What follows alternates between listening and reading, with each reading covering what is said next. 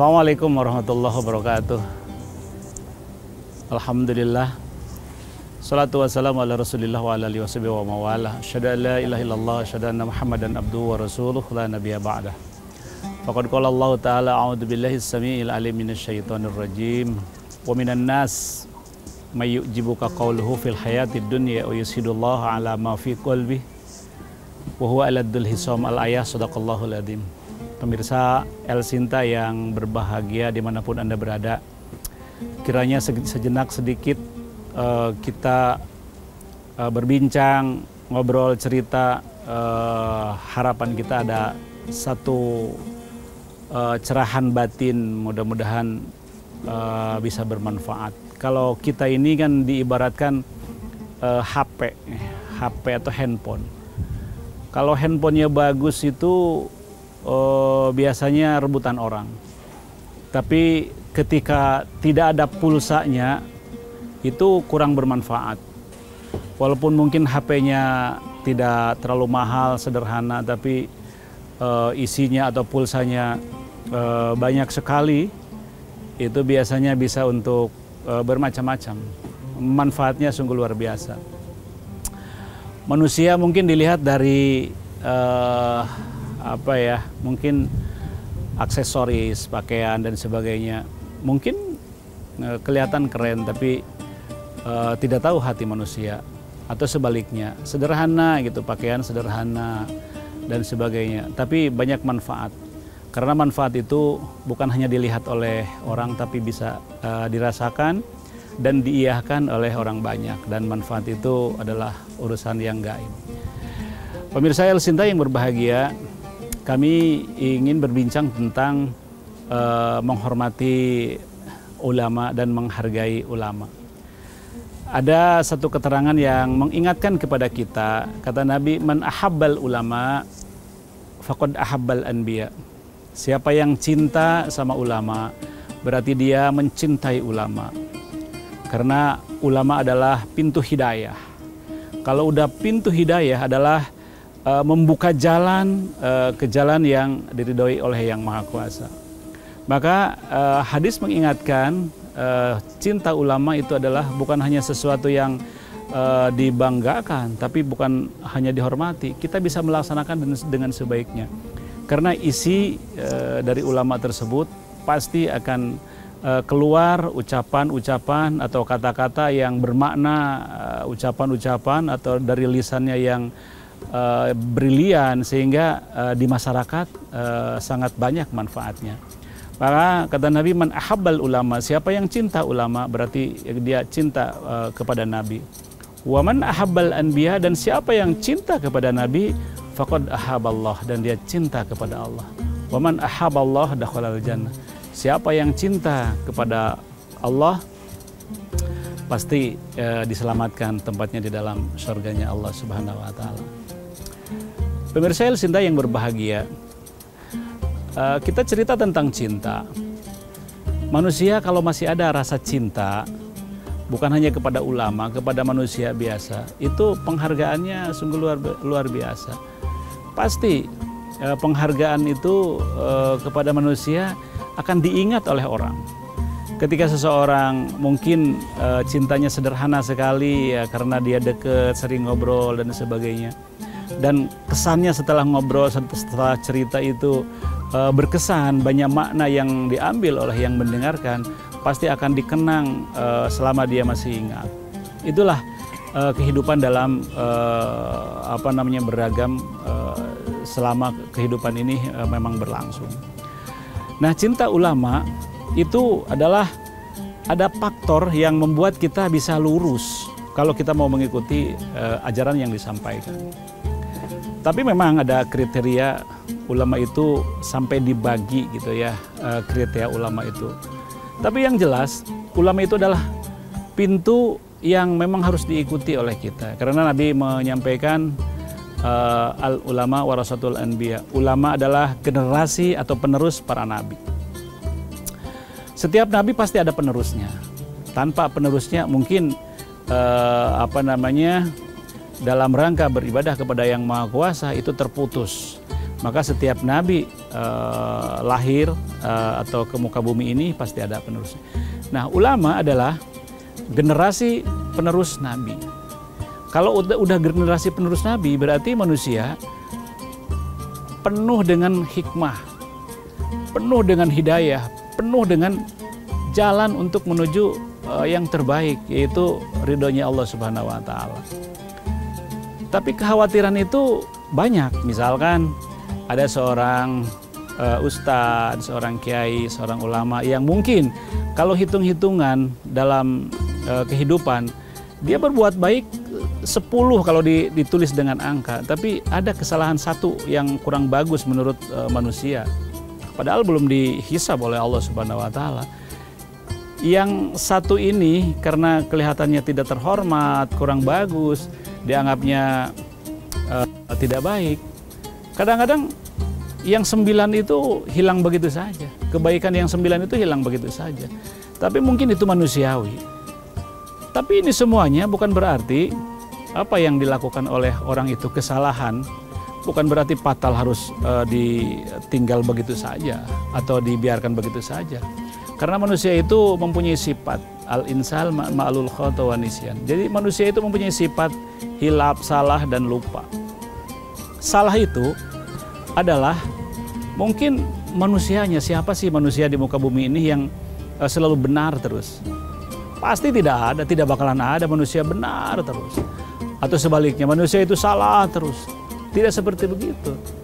Mungkin kalau malaikat jelas tugasnya dan dia melaksanakan dengan benar terus. Yang lain misalkan syaitan.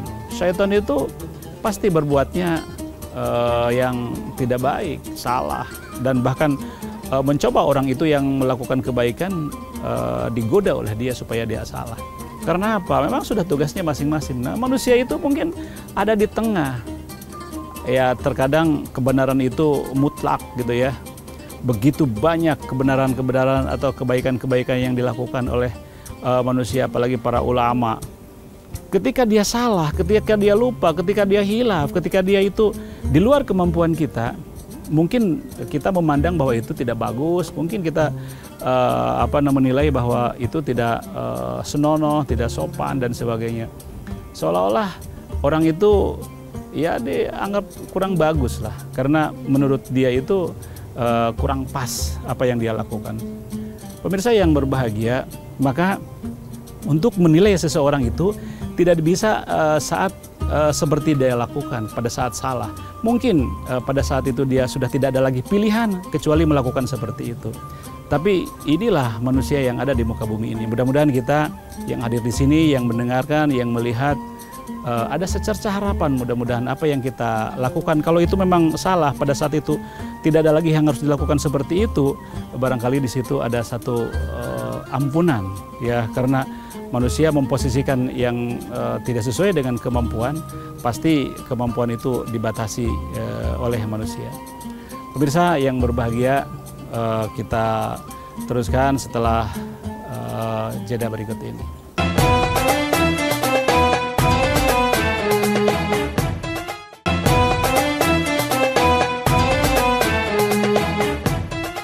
Pemirsa Elsita yang berbahagia dimanapun Anda berada, kiranya Allah selalu memberikan jalan yang terbaik untuk keselamatan dunia dan akhirat. Bagaimana kita ini mencintai seorang ulama yang dibanggakan oleh penganutnya, bukan malah kita benci. Maka kalau kebencian terhadap ulama, kekhawatiran kita adalah tidak mendapatkan hidayah. Karena saya katakan di awal bahwa ulama itu adalah pintu hidayah. Kalau sudah kita mendapatkan hidayah lewat, karena hidayah itu kan tidak datang sendiri, pasti harus dikejar, harus diraih, bagaimana hidayah itu bisa kita dapatkan. Karena jarang manusia mendapatkan hidayat karena diam saja. Pasti dia mempunyai cara tersendiri, mungkin diraih, mungkin bertanya, mungkin berlari dan sebagainya. Berlari itu untuk mengejarnya. Nah, dikhawatirkan itu kalau kita benci sama ulama. Ada satu keterangan mengingatkan kepada kita, man abgodol ulama, siapa yang benci siapa yang tidak senang, siapa yang bahkan mungkin murka. Mungkin kita melihat sudah tidak ada apa-apa lagi gitu ya yang dilihat dari orang tersebut, maka kebencian itu bukan hanya nampak tapi melakukan di luar nalar. Kata Nabi, man abgodol ulama faqad abgodol anbiya. Benci sama ulama berarti benci sama Nabi. Ini jelas keterangannya. Waman abgodol anbiya faqad abgodollah. Dan siapa yang benci kepada Nabi berarti dia benci kepada Allah. Waman abgodallah dakhalan nar. Dan siapa yang benci kepada Allah, kekhawatiran kita itu pasti banyak, tempatnya di dalam neraka. Pemirsa El Sinta yang berbahagia, baik dan tidak baik adalah proses dalam kehidupan kita, bagaimana pendekatan hati kita dengan Allah dan orang yang kita benci. Kalau orang atau kalau kita membenci seseorang, biasanya ada alasan. Alasan itu kadang-kadang klasik, sedikit, tapi kadang-kadang maknanya luas sekali. Misal karena kita sayang sama anak, sayang sama cucu, anak kita atau cucu kita misalkan nangis karena dijitak orang. Kita kan tidak ada urusan dengan orang yang ngejitak, tapi karena kita sayang sama adik, sama anak, sama cucu, sama saudara, kita kadang-kadang marah sama yang ngejitaknya. Padahal kalau hitung-hitungan yang ngejitak dengan kesalahan dia, kadang-kadang mungkin lebih besar kesalahan orang ini. Tapi karena kita sayang dan cinta kepada orang itu, maka kadang-kadang kebencian itu berlebihan. Maka kebencian itu sebenarnya kita harus banyak menahan. Wal kadhiminal ghaid, kata Allah. Menahan amarah. Menahan amarah itu ada satu perintah di dalam surat 3 ayat 133-34 itu sebenarnya harus ditahan itu amarah. Ketika kita mau melakukan sesuatu, mau ngejitak gitu ya kepada orang, mau nempeleng sama orang, kesalahannya sesuai enggak sih gitu. Kalau hanya sedikit kesalahannya, kecuali kalau sudah berkali-kali sudah tidak bisa ditahan lagi ya, mungkin diingatkan ya, dijiwir lah, ya, dijewer gitu telinganya supaya mereka itu insaf. Kalau masih tidak, ya mungkin ada cara lain gitu ya. Karena terus terang saja, kadang-kadang kebencian itu juga bukan karena itu, karena hal yang lain. Misalkan seseorang misalkan ya menghutang atau meminjam uang atau meminjam apa saja, janji. Memang kalau janji itu kata Allah al-wadudain, kata Nabi al-wadudain, janji itu hutang. Ya hutang itu harus dibayar. Allah katakan ya ayyuhalladzina amanu aufu bil uqud. Jadi harus ditepati sesuai dengan pembicaraan. Pada saat pembicaraan hutang itu akan dibayar tanggal segitu, harus dibayar kita tanggal segitu. Kalau misalkan tidak ada atau belum ada, kita harus ngomong lagi. Itu etika dalam meminjam. Khawatir itu menjadi dosa yang tadinya kebaikannya itu sudah bagus karena seseorang meminjamkan itu kan perbuatan yang baik. Tapi ketika feedbacknya kurang bagus, maka bukan jadi kebaikan, malah jadi hal-hal yang di luar nalar kita, kebencian, bahkan yang terjadi, banyak yang terjadi berlebihan lah. Coba saja kalau orang sekarang minjem uang atau katakanlah ngeridit, apa bedanya minjem dengan ngeridit? Sama-sama juga. Ketika belum terbayar atau tidak dibayar sebulan 2 bulan, yang terjadi kan diambil barangnya dan sebagainya. Padahal itu kalau lihat keterangannya tidak ada seperti begitu, harus diambil barangnya. Kenapa? Karena kebencian. Kebenciannya apa? Tidak bisa membayar saat itu. Oleh karenanya kata Allah, kalau marah itu ya dibatasi lah. Kata Allah wal kadhiminal ghaid, tahan amarah, tahan emosi. Namanya tahan itu kita jangan dulu melakukan sesuatu. Apa sih yang harus dilakukan supaya dia tidak melakukan seperti itu?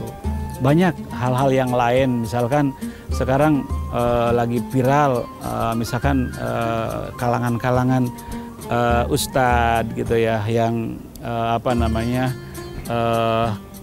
cuman salah sedikit gitu ya dengan warga, sehingga warga tidak senang, rame-rame dibenci dan sebagainya. Padahal kalau dihitung begitu banyak apa yang disampaikan oleh seorang ustadz, seorang ulama gitu kepada masyarakat luas, dan masyarakat luas banyak melakukan yang kebaikan-kebaikan, sehingga manfaat yang didapat oleh seorang masyarakat gitu ya atau orang banyak, manfaatnya bukan hanya untuk dirinya tapi untuk keluarganya, saudaranya dan sebagainya. Itu hikmah dari seorang ulama memberikan fatwa, menyampaikan fatwa. Karena kalau sudah menyampaikan fatwa, tahu sendiri bahwa ulama itu adalah penerus para nabi. Apa yang disampaikan oleh nabi itu, nabi sudah tidak ada, disampaikan oleh para sahabat sampai tabiin sampai terus sampailah kepada ulama. Nah, sekarang kita kebencian terhadap ulama itu ya harus kita banyak melihat dari sisi mana gitu ya, kebencian itu sehingga menjadikan ulama itu menjadi panutan masyarakat banyak. Pemirsa El Sinta yang berbahagia, kita sadar bahwa manusia itu mempunyai waktu. Waktu itu waktu jaya, waktu muda, waktu tugas, waktu dan sebagainya. Tapi waktu itulah yang akan dikenang oleh seseorang, oleh orang banyak, di mana waktu itu kita punya sejarah. Saya dulu ketika muda, saya pernah jadi dan sebagainya. Itu akan dibawa cerita. Kalau itu cerita kebaikan, pasti manfaatnya sungguh luar biasa. Oleh karenanya saya mengharap kepada pemirsa, teman-teman semuanya, mari kita cintai ulama, cintai ustadz, cintai orang-orang yang menyampaikan fatwa, kiranya banyak manfaatnya untuk kita. Dan yang terakhir bagi kami adalah bila ini bermanfaat adalah tujuan kita, dan kalau saya menyampaikan kurang sempurna, bahkan ada kesalahan, sesekali lagi mohon dibukakan pintu maaf yang selebar-lebarnya. Hadanallahu wa iyyakum ajmain. Assalamualaikum warahmatullahi wabarakatuh.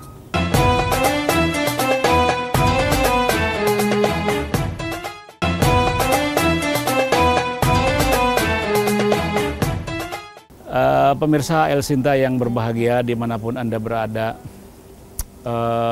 manusia itu tidak terlepas dari hilaf dan salah, dan kesalahan itu terkadang banyak diulang-ulang ya. Mungkin termasuk kita kali ya, karena kalau kita semuanya dibuka oleh Yang Maha Kuasa kesalahan, mungkin kita malu. Tapi pada saat kita menyalahkan seseorang dan kita posisi tidak salah, sepertinya kita benar banget gitu, benar sekali.